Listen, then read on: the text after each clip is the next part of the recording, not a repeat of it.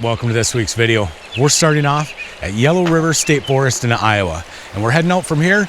We're gonna head over to Prairie Du Chien, Wisconsin. This place was very peaceful last night. And it's a big campground, over 100 spots. And I counted 3 people here, including myself. So that was pretty awesome. We're packed up and ready to head out this morning.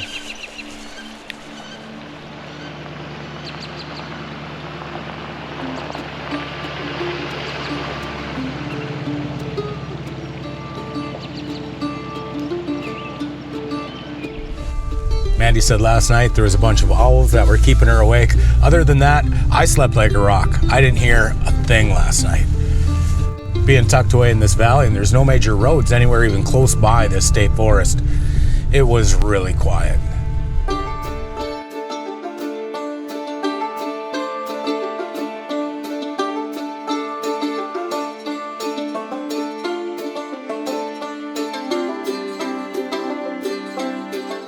We woke up this morning and it was a little chilly out, about 20 degrees. And I think the reason why is because we're sitting at the bottom of a valley, which keeps the temperatures a little bit cooler. So it's 8 o'clock in the morning. The sun still hasn't come out yet just because we're tucked down so far.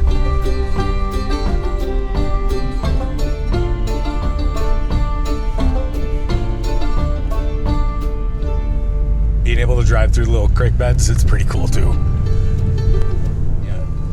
As soon as we get out of the valley, I bet that the temperature is going to raise by a couple of degrees.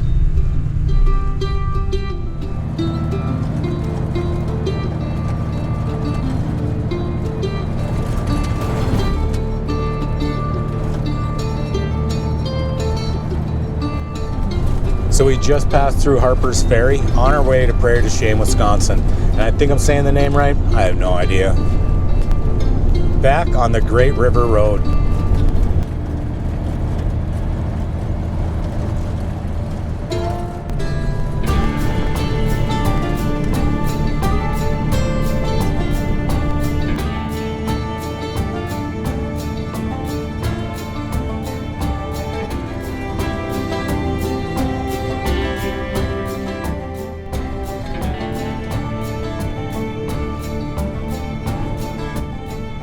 We're gonna cross the bridge from Iowa over to Wisconsin. Well, they got a casino riverboat here in Iowa.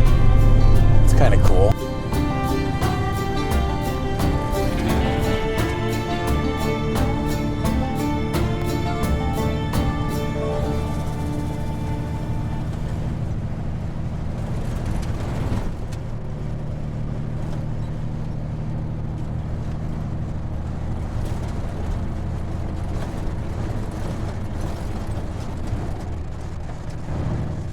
Well, we made it to Wisconsin. Now we're gonna find out what this town has to offer.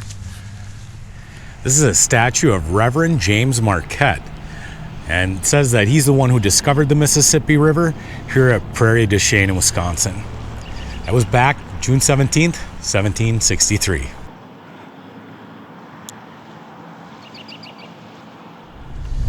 There's a lot of banners saying the town's celebrating 150 years this year. It's a lot of history in this town. I just wandered upon this place by chance a couple of months ago, so I'm glad to be back.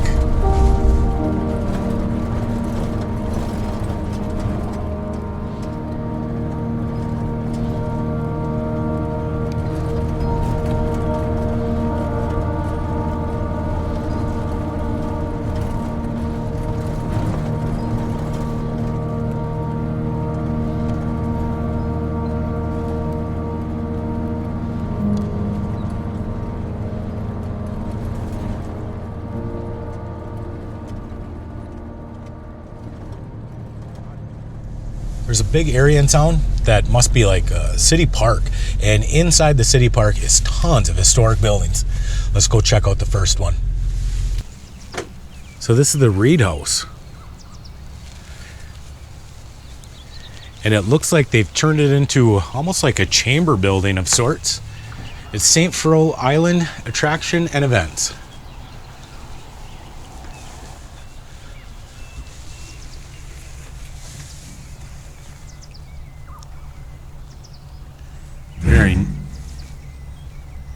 cool looking inside. So they have some census papers that showed in 1853 this house was here. And it had a value of $200 back then. That's a lot of money in 1853. And a beautiful old house.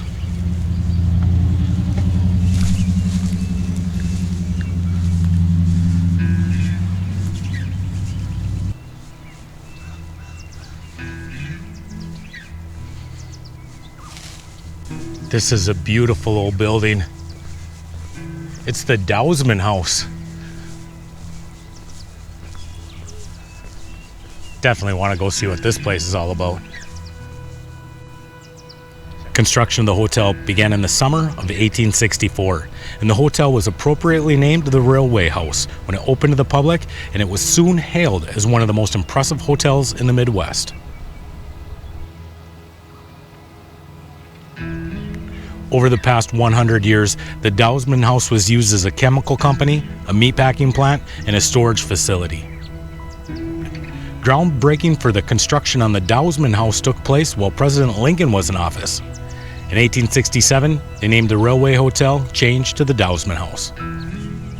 Back in the day, the hotel had 50 rooms, each room heated with its own wood stove, and it even had indoor plumbing. Today, the building is used for weddings, parties, gatherings. The grounds at this place are gorgeous. Everything about this building, beautiful.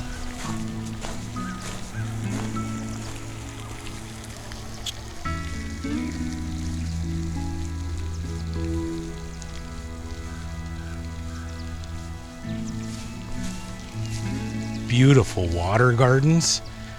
In the summertime, I imagine that flows through. Gorgeous. And now let's check out underneath the patio.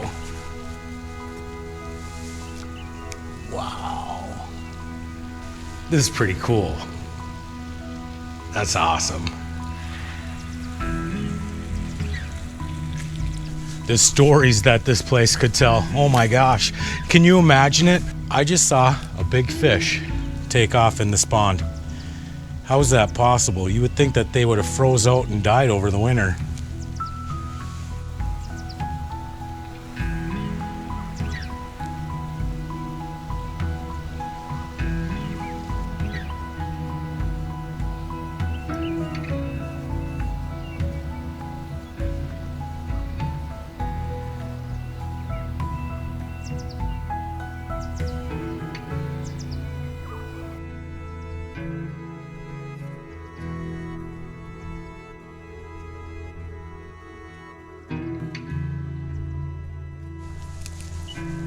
We've got one more building that we're going to check out, and it's right beside this hotel.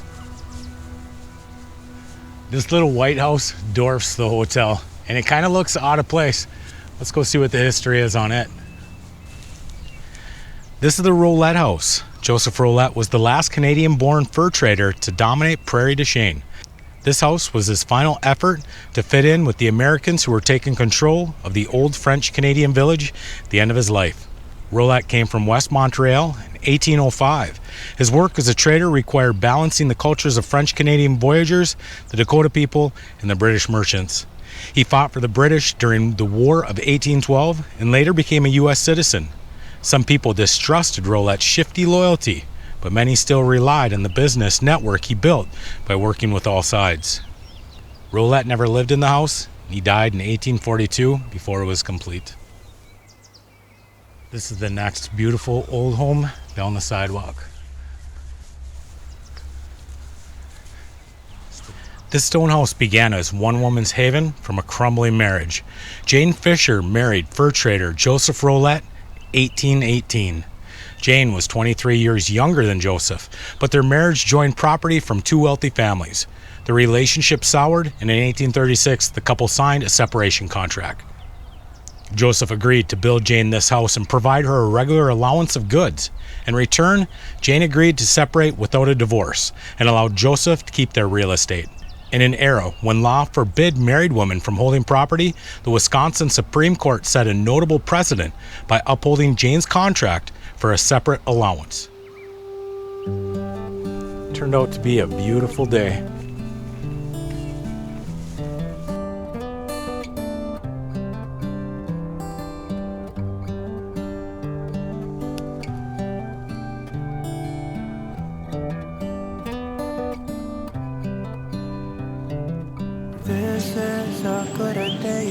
many to start the rebuilding of life. The roads that lay open are many when the old one's gone under the knife. And I can feel the sun on my skin. Local just came down, told me that he's been watching these birds for quite a long time. And that wood duck has been hanging out with that mallard hen for quite a while. And the drakes aren't too happy about it. In fact, last weekend, the drakes tried drowning that wood duck right here in this pond.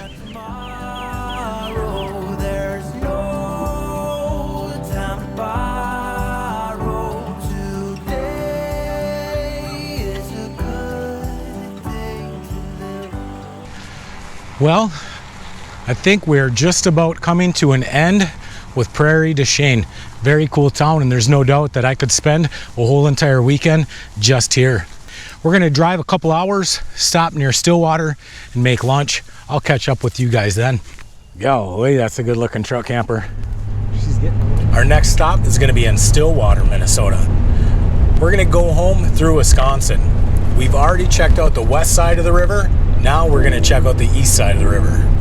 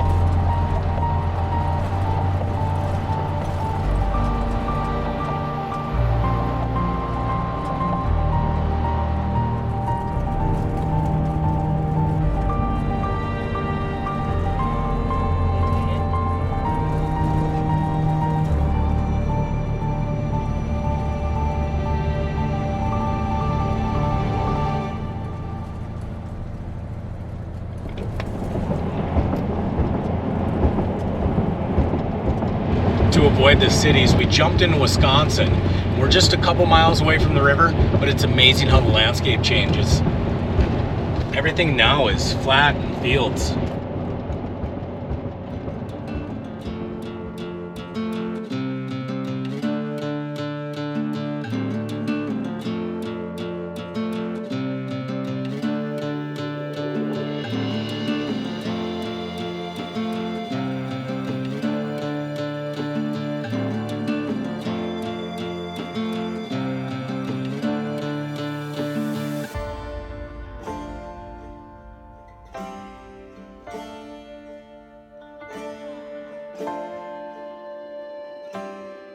So we just got through Hudson. We're gonna be in Stillwater in a few miles. Stillwater, Minnesota, it's a really cool town. It's definitely a tourist town. So we're probably gonna just pass through. We're gonna stop real close by, make lunch.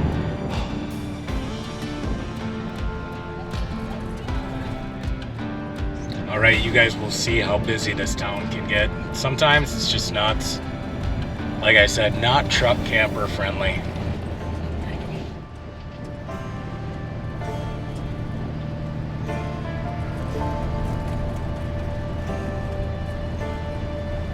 Every once in a while, I have to drive through Stillwater just to remind myself why it is that I don't go there much anymore. 20 years ago, you could spend time in that town. Now, it's crazy.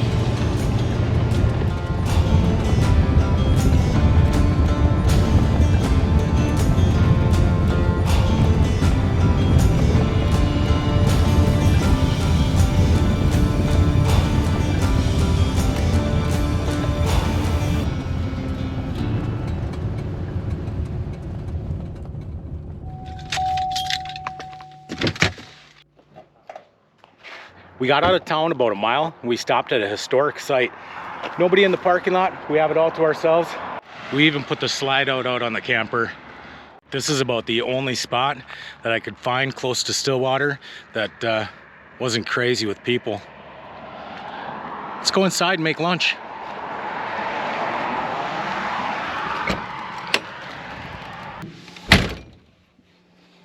I'll show you guys what I'm gonna be making. This is called egg roll in a bowl. Another one of Mandy's keto recipes. And this is just like a regular egg roll. The only thing you don't have is the wrap around it. Let me show you how we put these together. We're gonna start it off by frying up some pork sausage. Just a mild spice.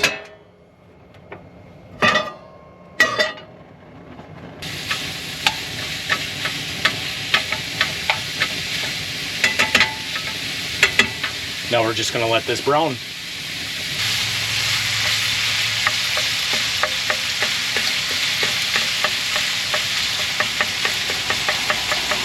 Now that the pork sausage is all fried up, next thing is gonna be a whole bag of this mixed coleslaw.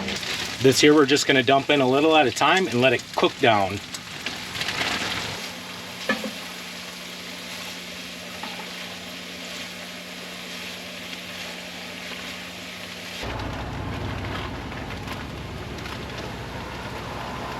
So now at this point, we'll just put the lid on, let it cook down for a bit.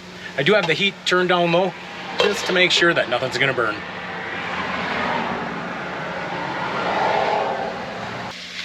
Now we're just cooking this down so that the carrots get a little bit soft. Having a little bit of crunch to the cabbage, that's okay. It's kind of the way I like it. Now what we're gonna do is the ground ginger. We're gonna use about a tablespoon on there. Next, we'll do about a half a tablespoon of garlic.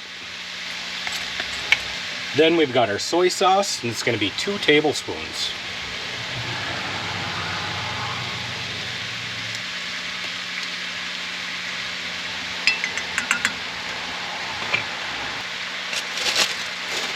Next, we're gonna go red pepper flakes.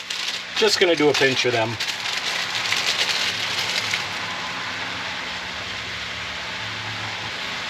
We got the sesame seed oil, and this is what really gives it a good flavor, at least I think so. And we're gonna do a tablespoon of that.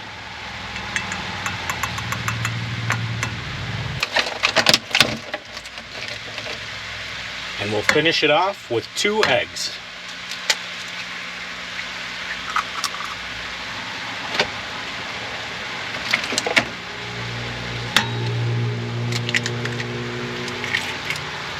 Now lastly, we're gonna top it off with some green onions, and we're finished up.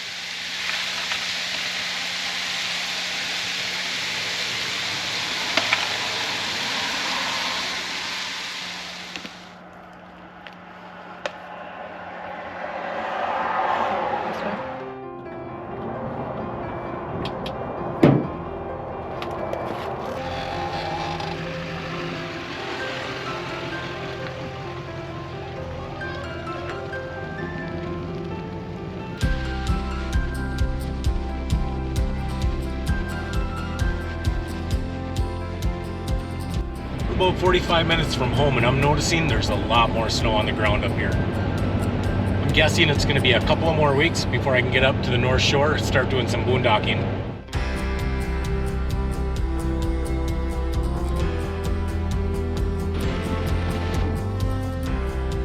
Oh, good Lord, I gotta roll the window up. Oh, that's nasty out there.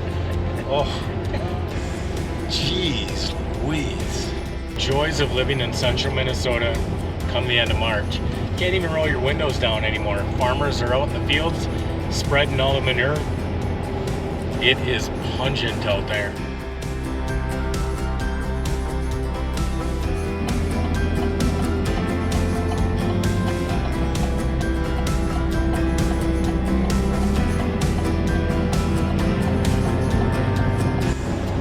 We put on close to 800 miles.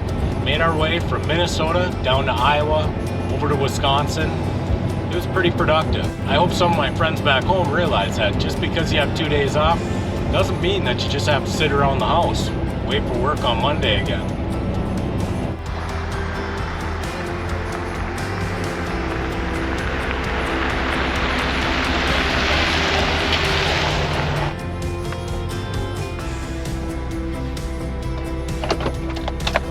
So there we go. That's another video in the bag.